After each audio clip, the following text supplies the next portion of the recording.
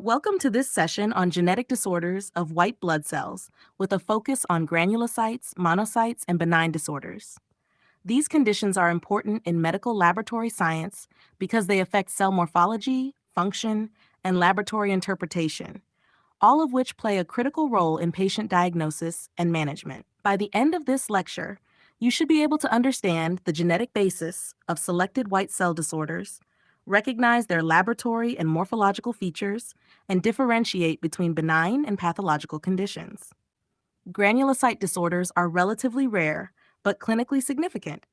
These disorders may affect the number of cells, their function, or their morphology. Many are inherited and often present early in life with recurrent infections due to impaired immune responses. One of the most important functional disorders is chronic granulomatous disease. This condition is caused by mutations affecting the NADPH oxidase complex, which is responsible for generating the respiratory burst in neutrophils. Without this mechanism, neutrophils cannot effectively kill certain bacteria and fungi. Patients typically present with recurrent, severe infections and granuloma formation. In the laboratory, the dihydrohodamine, or DHR, test is used to assess oxidative burst activity and confirm the diagnosis. Another key disorder is leukocyte adhesion deficiency. This condition results from mutations affecting adhesion molecules such as integrins. As a result, neutrophils are unable to migrate from the bloodstream into tissues. Clinically, this leads to recurrent bacterial infections and delayed separation of the umbilical cord in newborns. A notable laboratory finding is marked neutrophilia because the cells remain trapped in circulation. Flow cytometry can be used to detect reduced expression of adhesion molecules such as CD18. Chediak Higashi syndrome is a rare genetic disorder caused by mutations affecting vesicle trafficking within cells. This results in the formation of large, abnormal granules in neutrophils and other cells.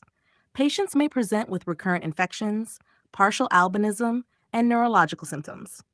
On a peripheral blood smear, the presence of giant granules within neutrophils is a key diagnostic feature. Shwachman-Diamond syndrome is another inherited condition characterized by neutropenia, pancreatic insufficiency, and skeletal abnormalities. It results from mutations in the SBDS gene and may progress to bone marrow failure. Patients often require ongoing monitoring and supportive care. Cyclic neutropenia is a unique disorder caused by mutations in the ELANE gene.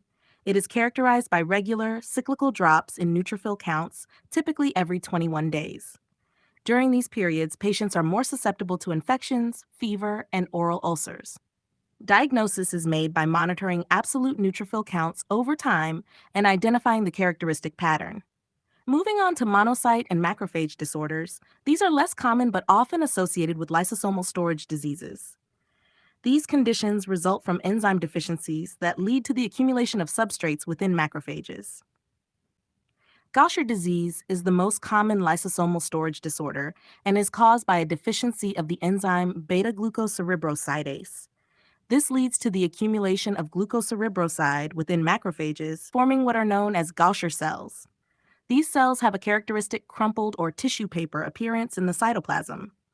Clinically, patients may present with hepatosplenomegaly, anemia, thrombocytopenia, and bone pain.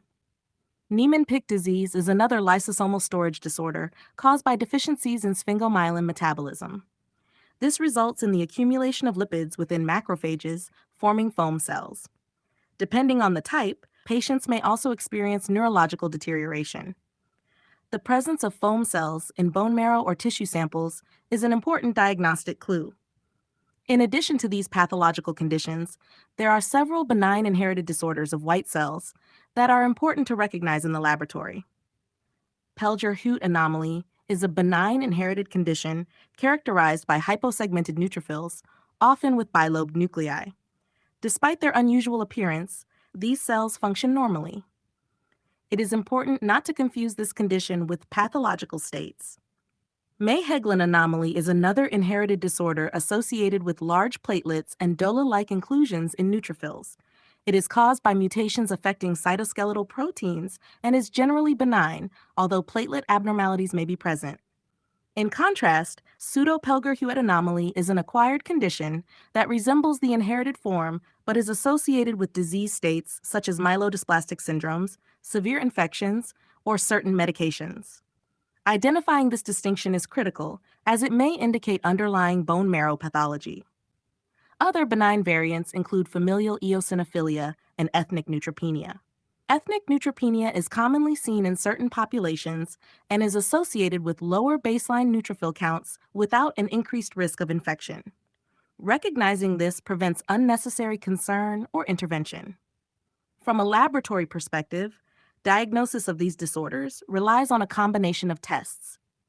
A complete blood count with differential provides initial information about cell numbers. Peripheral blood smear examination is essential for identifying morphological abnormalities. Flow cytometry is useful for assessing cell surface markers and function, while enzyme assays and genetic testing are used to confirm specific diagnoses. In some cases, bone marrow examination may also be required. In summary, genetic and benign disorders of white blood cells can affect cell structure, function, and number. Many of these conditions can be identified through careful examination of blood smears and appropriate laboratory testing.